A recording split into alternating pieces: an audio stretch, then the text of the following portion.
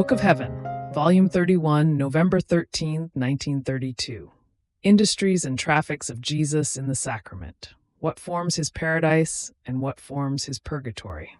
I was feeling all sunken in my nothingness, and feeling without my most sweet Jesus, I felt my nothingness emptied of its life, without support and without strength.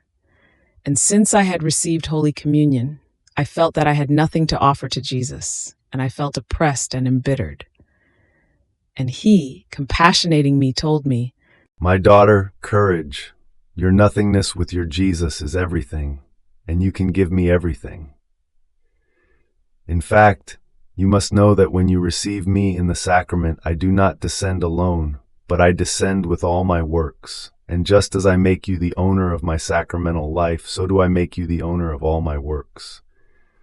Therefore, if you want, you have much to give me, because you have my works in your power. More so, since my sacramental life, which you receive in the Holy Host, is surrounded by the acts that my humanity did for me when I received myself in instituting the Most Holy Sacrament.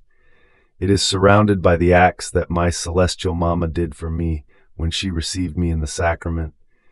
It is surrounded by all the acts of those who live of my will, because these acts are inseparable from me and remain incorporated with me as part of my own life. So you can give me everything, because they serve to cover your misery, to make up for your love, almost so as not to make you feel ashamed that, as I come into you, you would have nothing to give me. Even more, as you make use of them in order to give them to me, and be able to please me and love me by means of these acts, they bilocate and become your acts and my acts, acts of the Sovereign Queen, and acts of the souls who live of my will, in such a way that, instead of having one, I have two. And my sacramental life remains surrounded by double acts, by double love, by greater glory. These are my traffics that I do when I communicate myself to souls. I give of my own in order to get twice as much from them, and so I industriate myself to put into traffic my very sacramental life so as to receive the requital of it. But alas, how many do not make use of it, and they remain as having nothing, nor do they know what to give me.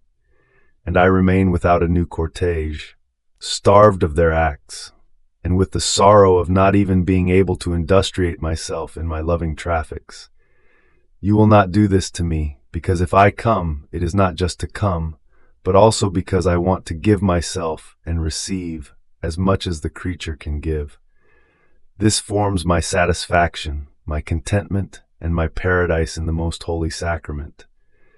To give myself and receive nothing from them forms my purgatory in my little prison of the sacramental host, a purgatory that human ingratitude forms for me. Therefore be attentive, and with courage and without any reservation give me from my own and all of yourself to me, that I may be able to say I gave everything to her and she gave everything to me. In this way you will form my contentment and my traffic of love." After this, I was doing my round in the acts of the divine will, and it seemed to me that all created things were inviting me, one after the other, so as to make themselves known as works of the omnipotent fiat, in which it awaited my little requital of love. And, though little, it wanted it, it demanded it, in order to obtain its purpose for having issued the whole creation. And while I was trying to follow the divine will, my lovable Jesus, repeating his short little visit, told me, "Blessed daughter of mine, everything that our paternal goodness operated in creation and redemption has not yet received the requital of the creature. And the reason is because our purpose, for which creation was created, was that man would fulfill our will in everything. That same will operating in creation was to obtain its continuous operating act in the creature, in such a way that the echo of one was to form the same echo in the other, so as to make them one. But my operating virtue of my will remains alone with all its magnificence, power, wisdom, and beauty. It remains in the celestial spheres, but in man it is repressed. And because he does not have my will operating in him, He has no sense of hearing to listen to the echo of its operative virtue in creation. Therefore, not having obtained the purpose, our works are without requital. The purpose forms the requital of any work, little or great, that one may do. And you must be convinced that no one, both in the divine order and in the human, operates without a purpose, and to obtain its requital. The purpose can be called the beginning and the life of a work, the requital, the completion. Oh, how many works would have no beginning if there were no purpose, and would be left half done if the certainty of the requital were not there.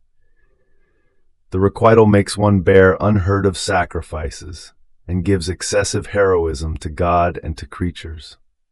Now, if my divine will does not form its kingdom in souls, and they do not give it the freedom to dominate them with its creative and operative virtue, a true requital will not be given to us, and therefore we will always be in waiting, and will see our most beautiful works as though by half and without the fulfillment of our purpose. So the most beautiful thing, the most important act is missing, as the purpose for which all things were created is missing. See, then, how necessary it is for the kingdom of my divine will to come.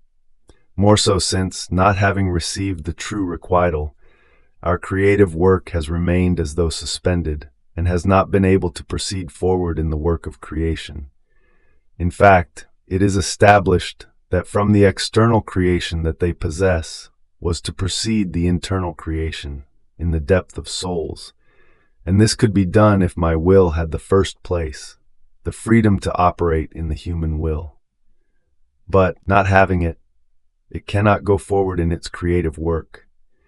It remains hampered, unable to create in her the new heavens, stars, suns, and so forth, to requite itself for those it gave to her in the creation of all things. And not being able to go forward in our works, not being able to continue what we have established to do in the creatures by virtue of our will, how can we requite ourselves if we have not yet finished doing what we want, and have not fulfilled the work of creation that was started many centuries ago? In fact, the work of creation must comprise altogether what my fiat was to do in all creatures, to be able to be called a fulfilled work of ours. And if our volition has not yet done everything it wants to do, how can it say that I have accomplished my work, let alone requite itself for everything it has done?